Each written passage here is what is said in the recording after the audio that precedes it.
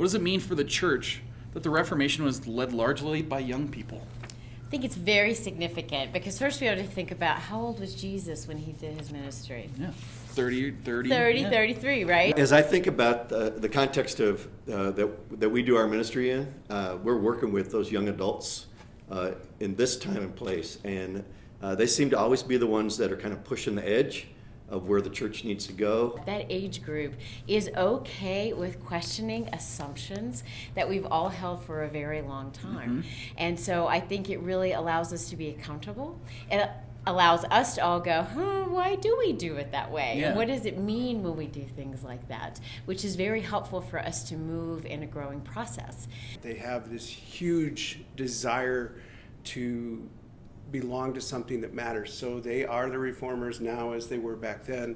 And there's this understanding when you do have an ability to ask those kind of questions, you move from a fixed mindset to one that is a growth mindset. And I think that that is what Jesus calls us to be about, is growing and changing and answering that call for God. So are we willing to step into those new places that young adults and youth are calling us into for new visions and new opportunities, resting on the beautiful foundation, the rich foundation that we have in this church? And my prayer is that we will be able to do that. Just constantly shake things up and be reformers. Absolutely, because God makes things new every day. Awesome. Thank you. You're welcome.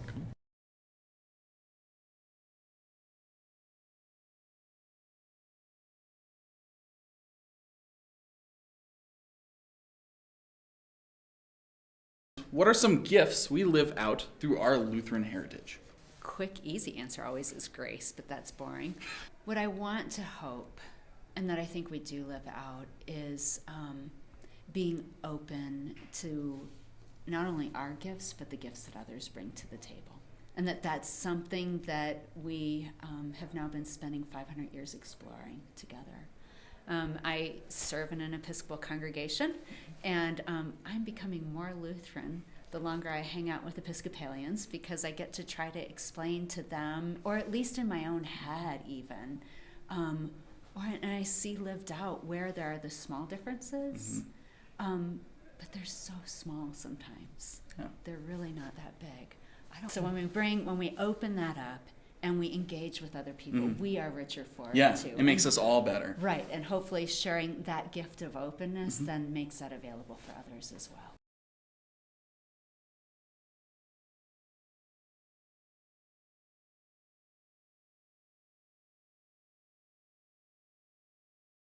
What is one main thing your church is known for within the community? What makes your congregation unique? I would say now we're probably most well known for selling fair trade coffee. So we are the place to go to get your fair trade. Congo coffee has become super huge. Back in 2013, Atonement experienced some historic floods as part of the Boulder flooding, 19 inches of rain, and we had flooding in our congregation.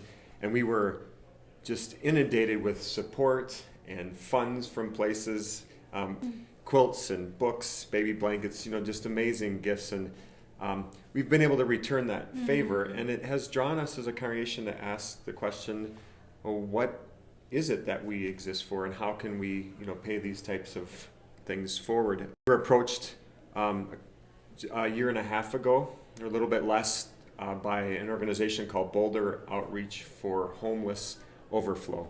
And there's a great homeless shelter in Boulder that doesn't have nearly enough room for all of the people, so 20 faith communities have been drawn together by BOHO, as we call it, to host people every night of the week for various programs. Started changing the DNA of our culture at Atonement. You ask someone, well, what is it about Atonement that you like? What do you want to do more of? They say things like BOHO.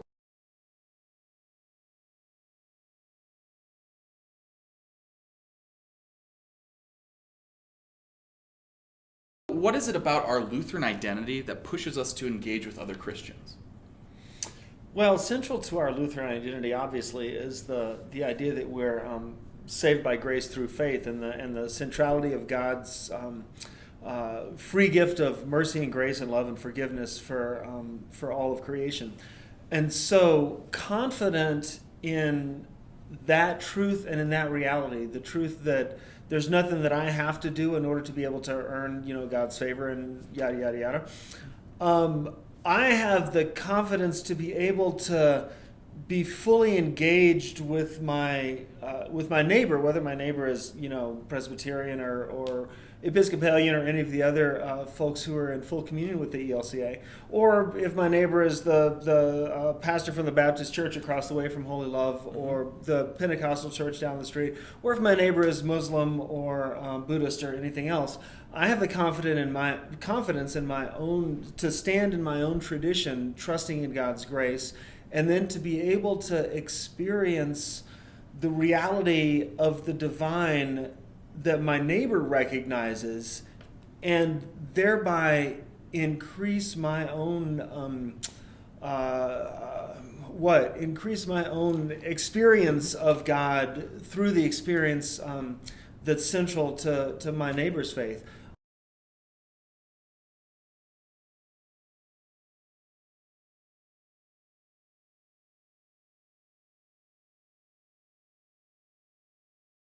How could we be a healing influence as a both and church in an either or world? That's an incredible question because, yes, we do tend to think in a dichotomous way.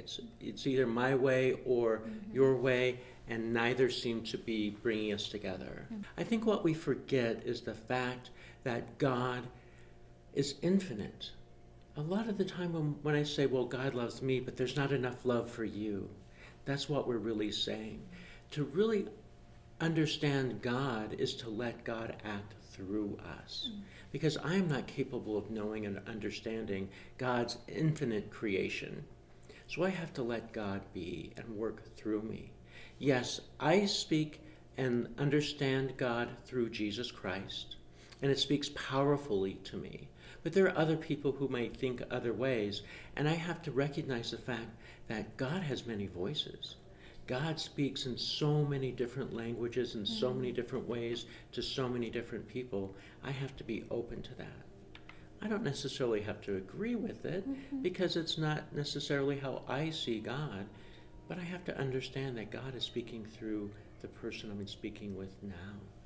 That together we have to find common ground and find what brings us together. For Christians, most of the time it's Jesus. We come together under the umbrella that Jesus saved us, and we are forgiven. And that should be where we start, not where we end. Thank you. Thank you, Yupi.